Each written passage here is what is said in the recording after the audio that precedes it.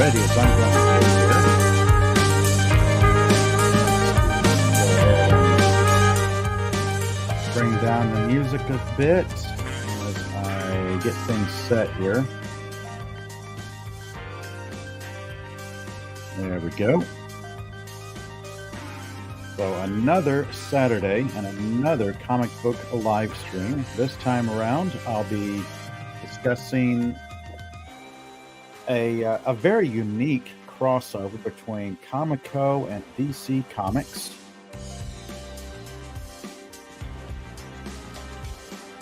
Had to get a quick drink of tea there. There we go. Let's go ahead and bring this music to an end. There we go. All right, get that all set. All right, where am I? Where am I? Oh, I'm right there. Okay. All right, everyone. Once again, thank you all for joining me on a lazy Saturday afternoon as I get things situated on my desk here, get my desk cam warmed up.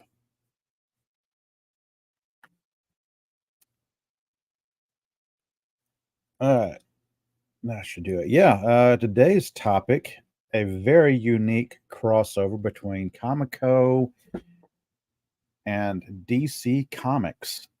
Batman, Grendel, Devil's Riddle, and Devil's Masque. Of course, Grendel is a character created by Matt Wagner. I'll pull up a quick history of Grendel for those not familiar with him. He is a pretty impressive character. He's not a superhero. He's not a supervillain. Well, he is a villain. I mean, he's he's a character with no redeeming qualities. Let's see. Okay, looking up batman.fandom.com wiki. All right. The history of Grendel from batman.fandom.com. Originally known as Eddie, the man who became Grendel was a kid picked on by a lot of adults, with his parents not even caring less about their son. Eddie showed unstable and psychopathic tendencies from an early age, threatening to set his oppressors on fire after dousing them with gas after tampering with the sprinkler system. Later, as he grew up, he got into fencing. Eddie's abilities had gotten the notice of both his team and the world outside, even defeating much older and more experienced fencing champions. However, finding no pleasure in his activities since it all came so easily, he threw a match in London. After the fight was all over, Eddie encountered Jocasta Rose, a trainer who he was immediately smitten by despite the nearly 20-year age gap. Yeah, so after Jocasta's death, Eddie took on the name Hunter Rose in memory of her and became a novelist. He also took on the name Grendel after the monster from Beowulf, hunting down a mob hitman and taking his job.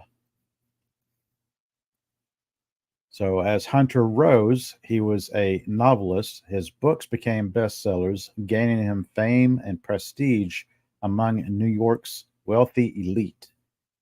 His activities as Grendel often had him go after targets of the Steosine, Chaucine crime family, usually in the form of traitors or people with ties that should not be exposed. He eventually disposed of the crime family leaders, installing himself as boss. At some point, he encountered a cursed wolfman named Argent and began a long battle with the creature. So right off the bat, Grendel was Hunter Rose. He was bad from the start. His character, he was a pretty formidable villain for Batman. Giving a quick little background on the character of Hunter Rose, Grendel, um, made famous by Matt Wagner. I was trying to find a bit of a interview that Matt Wagner had that I read years and years ago, where he was talking about the influence of Grendel and what he was trying to put out there through the character. He described the Grendel, let's see, spirit, force, influence, kind of like a evil spirit, or just the way I pictured it after I read the interview. I wish I could have found it for this, but it is lost somewhere out in the interwebs. Going by memory, Matt Wagner described Grendel as a spirit of rage or a Grendel spirit, something like, well, likened to demonic possession, that sort of thing, where somebody says, "Oh, the devil made me do it." So yeah, you get a already psychopathic character, Hunter Rose, and then he takes on the Grendel persona and pretty much goes all bad. He's an assassin, a crime lord. Oh, and checking out in the chat. Hello, everyone. Thank you all for joining me. I see in the chat, first one out of the gate, Edge of Time. Greetings from the Edge of Time. Hello there. Thank you for joining me today.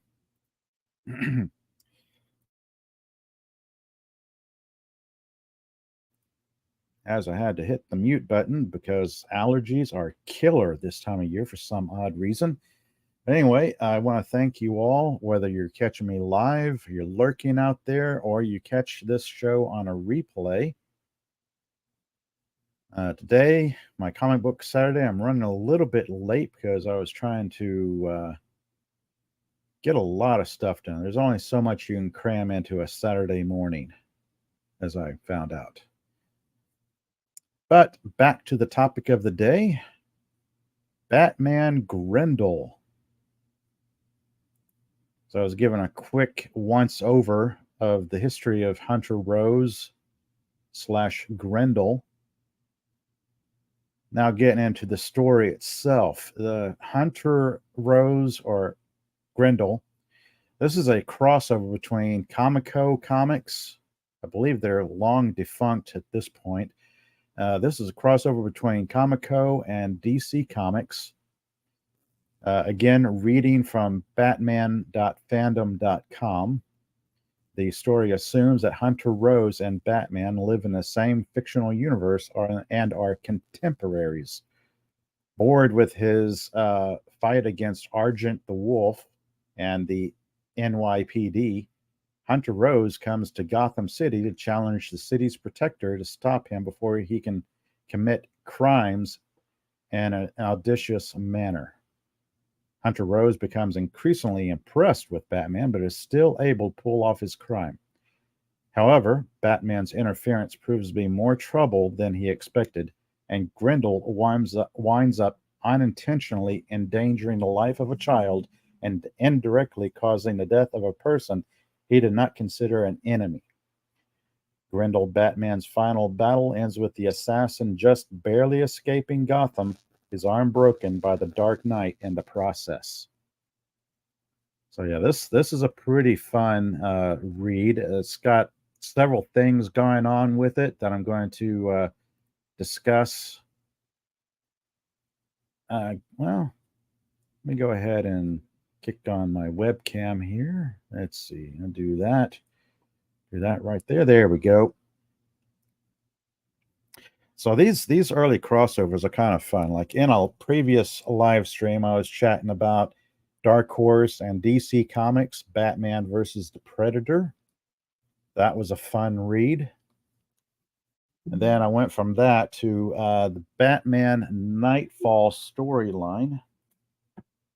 I thought, well, Batman Grendel is a nice little follow-up to, as I do some housekeeping here with my desk.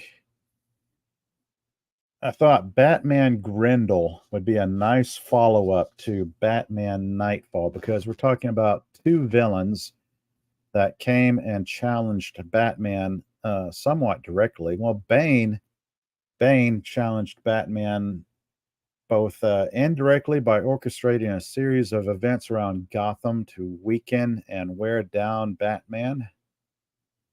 And then he directly challenged Batman and, of course, broke his back and all that. Grendel came here and came to Gotham after getting bored in New York City and started.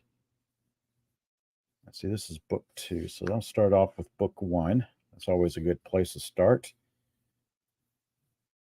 I got bored with the events in New York City. We start off from Grendel's perspective.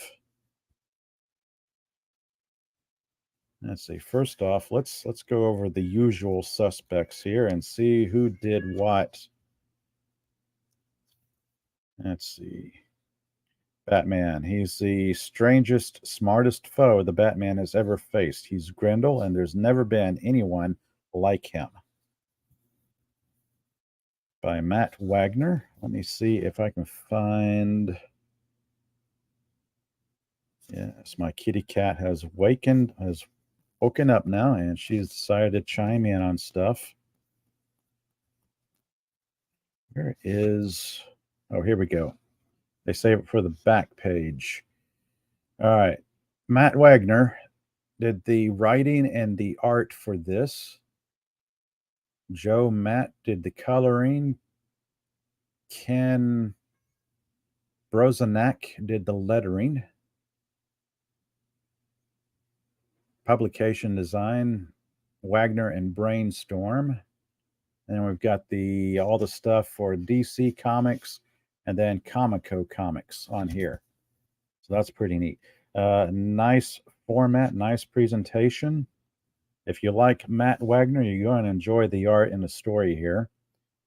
We start off with, I believe this is Grendel, Hunter Rose's perspective. And then we have Batman and his thoughts.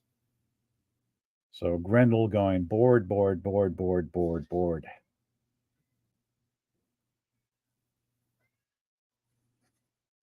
So, of course, Grendel coming to Gotham, hobnobbing with Gotham's elite. And Hunter Rose being fairly rich from being a successful novelist. He mixes right in with the Gotham upper elite. We even have a nice scene where Bruce Wayne meets Hunter Rose.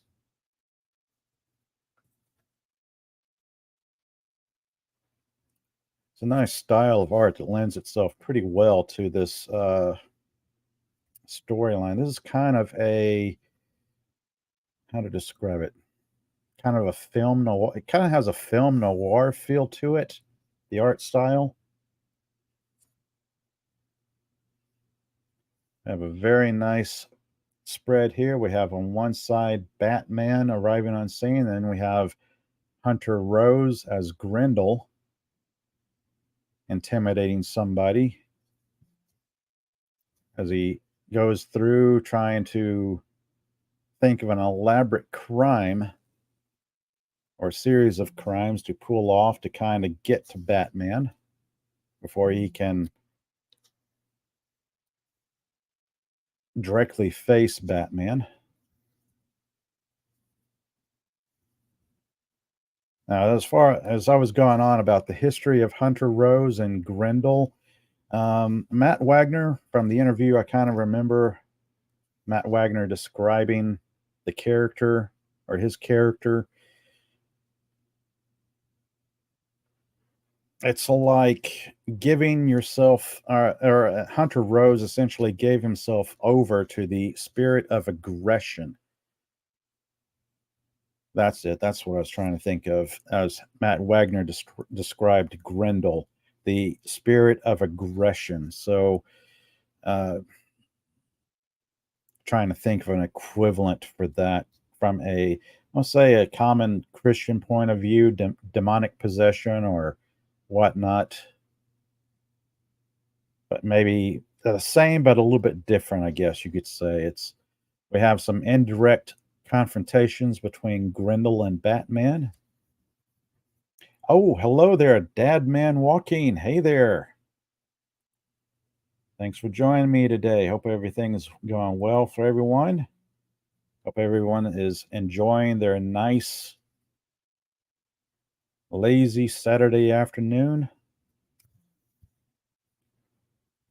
So, Batman, Grendel, Devil's Riddle, and Devil's Masque. This is book one. This is book two. Book one is kind of a nice little setup as it ends with an indirect confrontation between Batman and Grendel. Grendel almost gets the better of Batman, but Batman is quick and catches himself before he falls. Grendel is equally impressed, and this book one ends with Grendel being pretty much encircled by Gotham's finest. And then we pick up with book two, somewhere deep in the soul of the city. Batman and Grendel stage their final battle. Again, I believe this is all story done by Matt Wagner, I believe. Story and art for both of these. Yep. Matt Wagner, writer and illustrator, with Joe Matt, the coloring, Ken Brusnak, the lettering. Then you've got the column for the DC people and the column for the Comico people. Of course, Grendel, being ever kind of a showman, kind of introduces himself to the Gotham police as they encircle him. And he is quickly able to dispatch them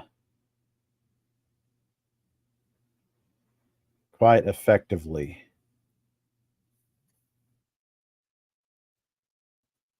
He makes his escape. He kills a few of them, I do believe.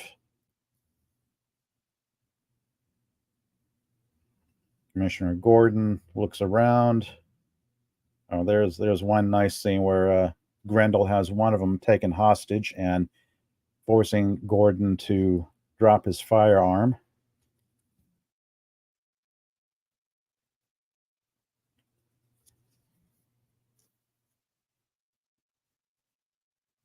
Then Gordon and Batman talk about Grendel and the encounter they just had.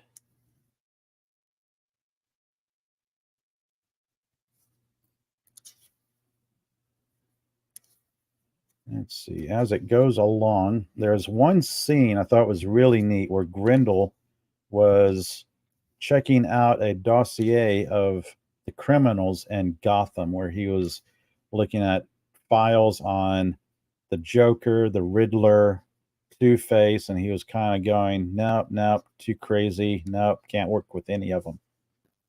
That was kind of an interesting series of panels right there. So we get to a point where Grendel lays a trap at a museum. Very nice shot of finally a direct confrontation between the two.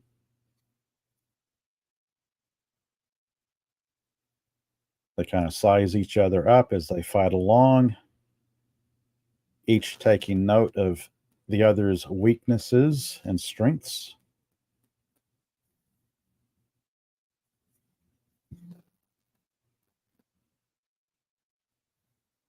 We get to a point where Grendel takes somebody hostage just to lure Batman out.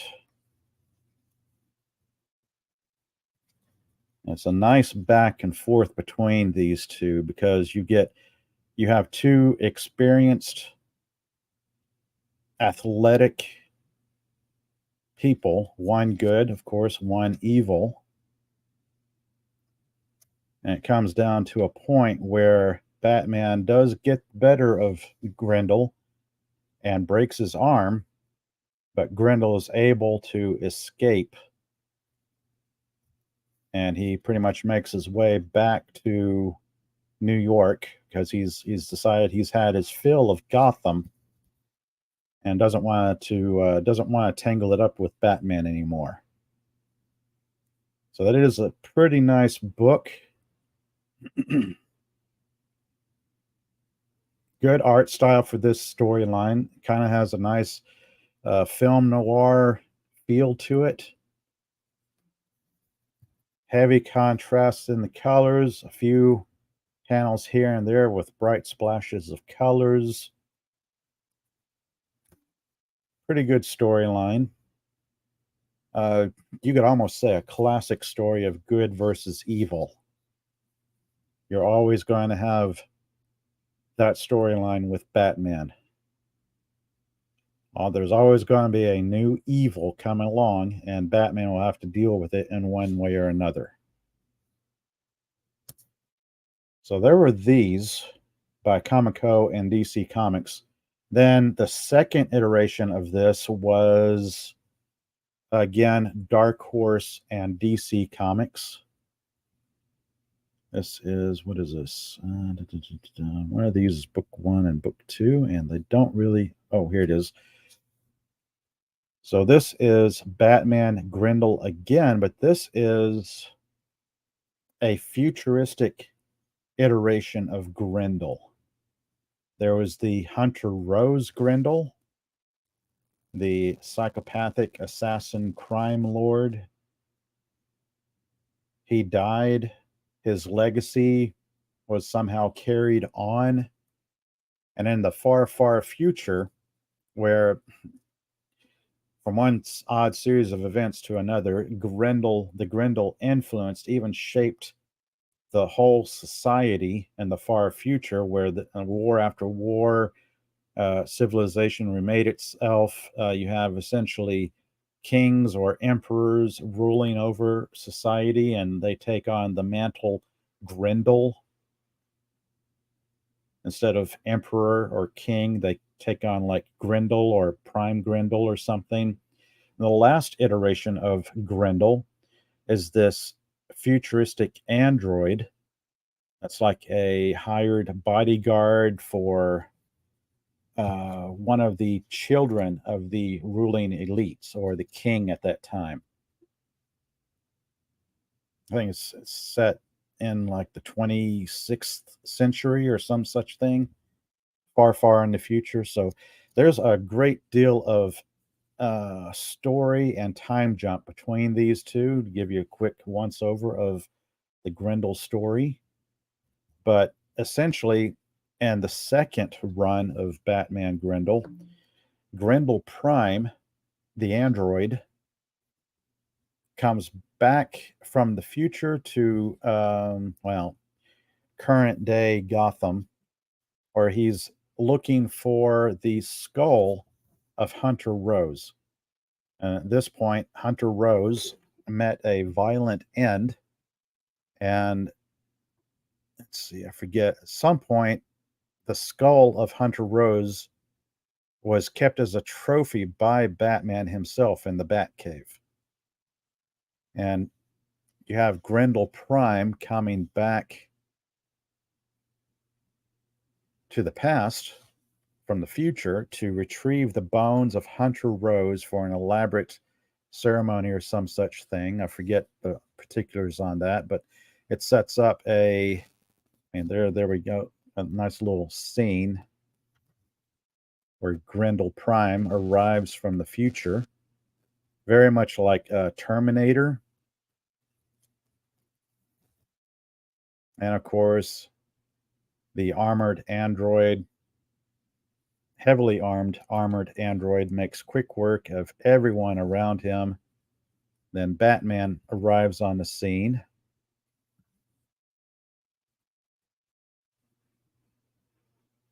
And they all recognize the Masque as having been a Grendel-like person or villain. So right off the bat, we have a new fight between Batman and the new Grendel.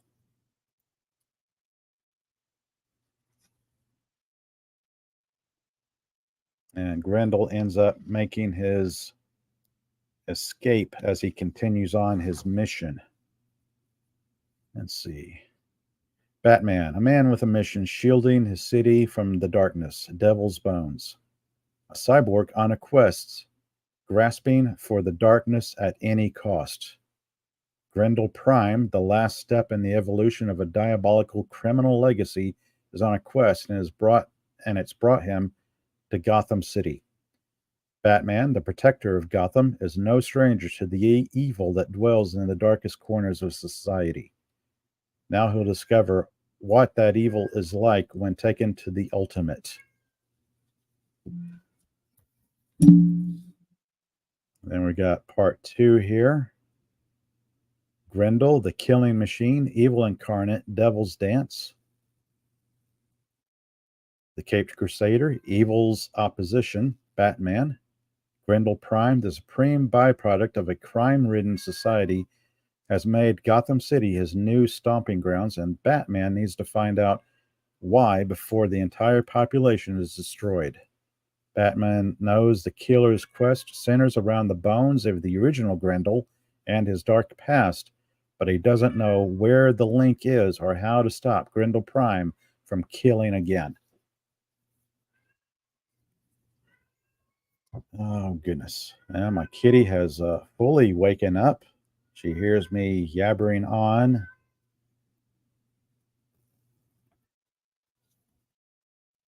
So this is pretty nice artwork. This is, that is a nice splash page of Grendel directly taking, or Grendel Prime taking on Batman.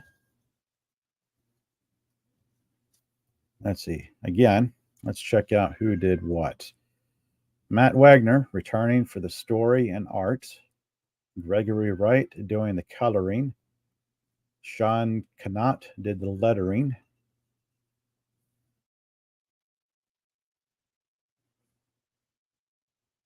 Carrie Grazzini, the publication design. Android Images doing the color separations. James S. Rich, the assistant editor. Jordan P. Gorfinkel, the associate editor. So this one was also a pretty good story. I think I like the first storyline better, but this one was pretty good because through it, Batman has to face off against this very powerful android from the future that is searching for the bones of Hunter Rose, the first Grendel. He apparently wants to take him back to the future and do some kind of ritualistic type ceremony. Oh, goodness.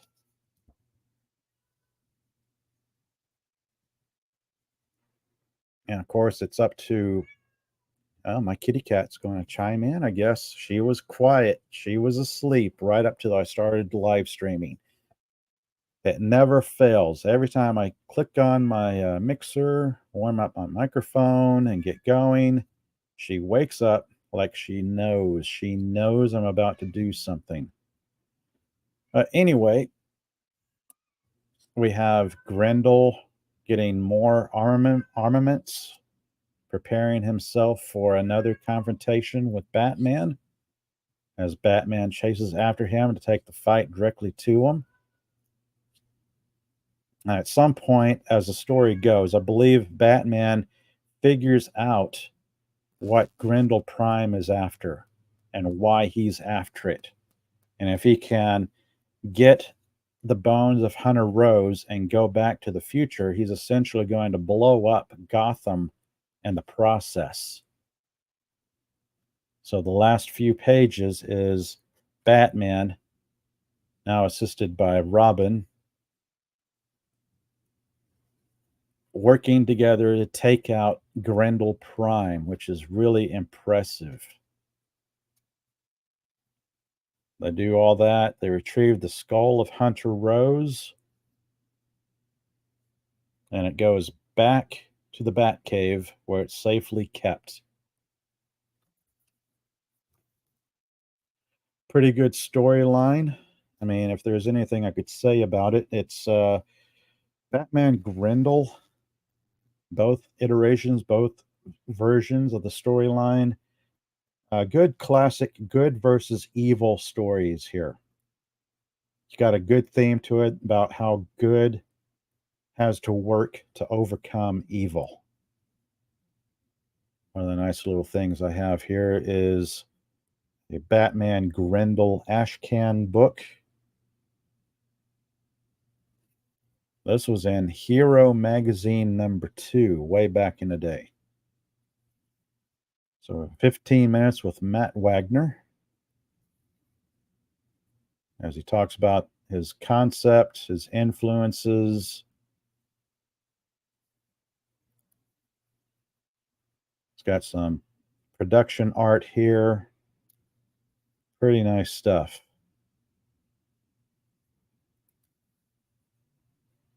This was a nice bit right here. Like I said before, when I pointed this out in the first story, Hunter Rose directly meeting Bruce Wayne.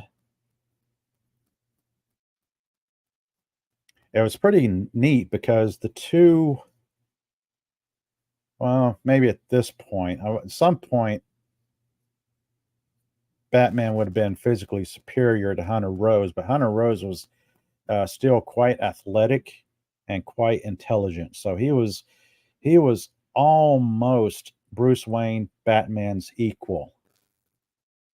Maybe not 100%, maybe like 90 or 95% his equal.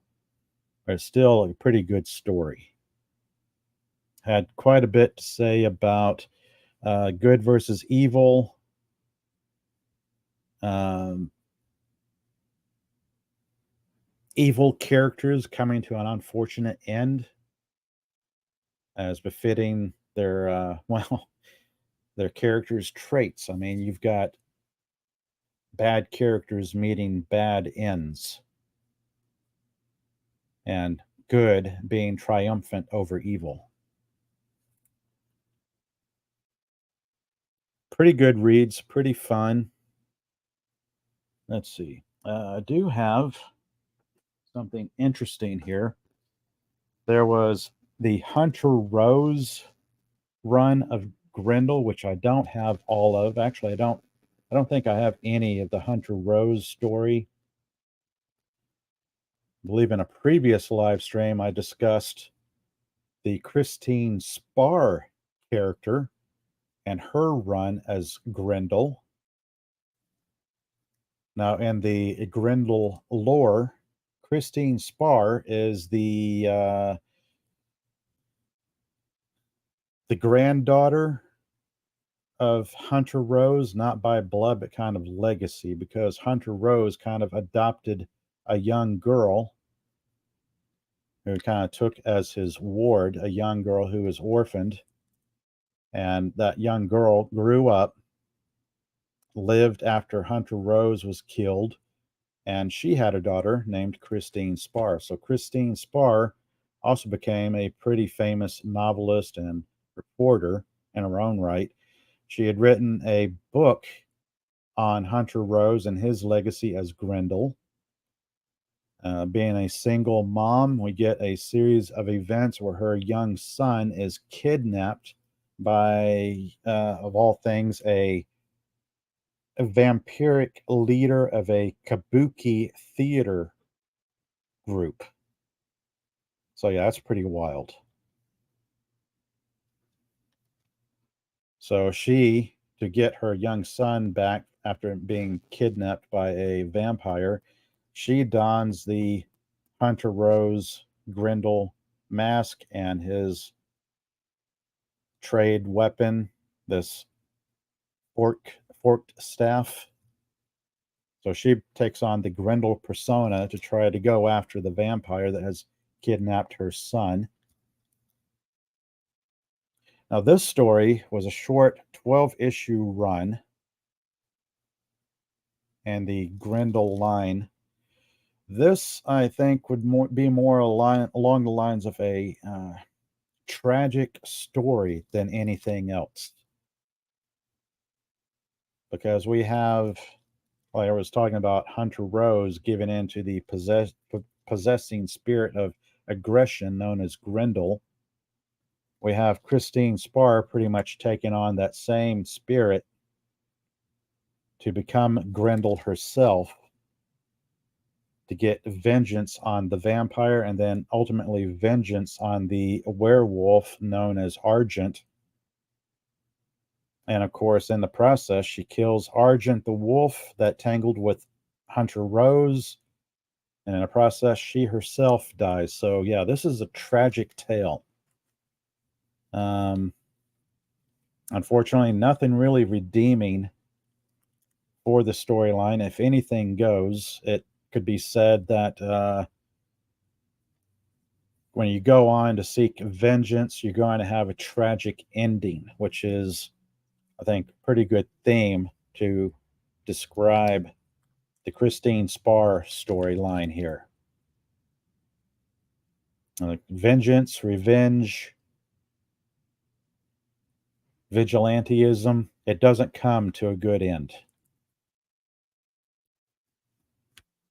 That's a pretty good theme right there. Actually, let's bust this open. Because I do like this art right here. This is Comico Grendel #1. Let's see. Got Matt Wagner. Got an opening by Matt Wagner. Created and written by Matt Wagner. Penciled by Arnold and Jacob Pander. Inked by Jay Gildoff. Lettered by Steve Haney. Colored by Tom Vincent and edited by Diana Schultz. Pretty nice style, art style here. We got, it's kind of like the near future. There's the vampiric kabuki leader of the kabuki troupe that Christine Spar visits or goes to a show to see their stage performance. That's there that the vampire sees Christine Spar's son, decides to kidnap him.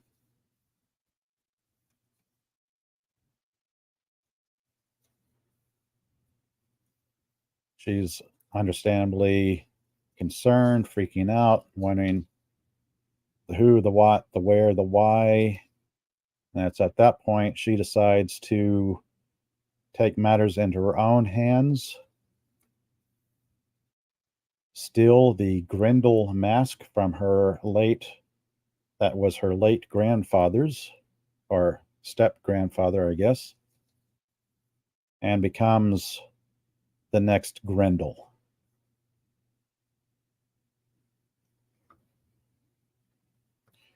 And that is essentially Grendel in a nutshell. The Hunter Rose iteration, a quick little history of that. Batman versus Grendel. Good little storyline there.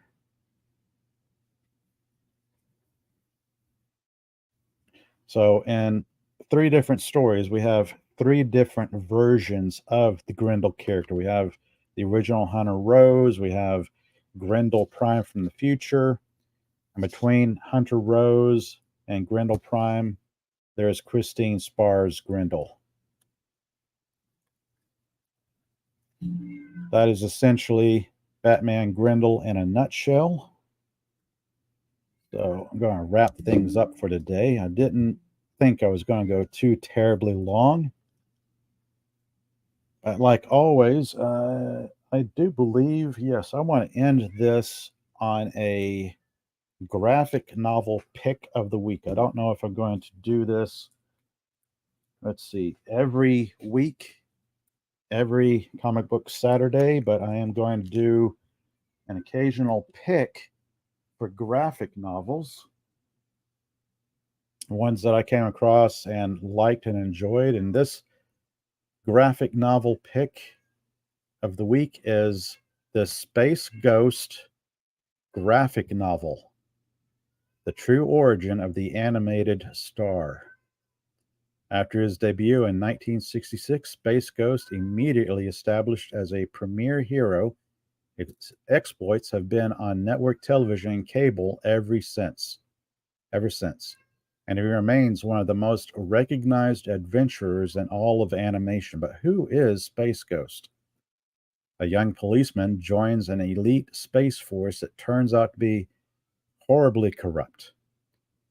When his moral standards don't permit him to live a lie, our hero attempts to stop them at the cost of his own family and his soul. Witnessed beginnings for the first time anywhere. The surprise hit miniseries is written by Joe Kelly, who did JLA and Superman, with art by Ariel Olivetti, who did JLA Haven, and painted covers by Alex Ross. World's Greatest Superheroes. So yeah, the cover, that is a nice Alex Ross cover right there. So this kind of sets up the universe that Space Ghost inhabits. We got a nice little forward talking about the origins of Space Ghost. And then we get into the character that would become Space Ghost. Husband, soon to be father, policeman. Then we get the tragic events leading up to his going rogue after his family is killed. He goes on and decides to take revenge on the police force that was corrupt and right the wrongs, essentially. And he becomes Space Ghost. This art is really nice. I do like this art. This is a good format for this, seeing the origins of the character. And we get more of Space Ghosts. Oh, goodness, kitty, kitty. It's like I never feed her when I fed her like an hour ago. But this is pretty. Anyway, we get good origin of Space Ghost, and then the twins he adopts. We get some familiar villains with Zorak and all the others.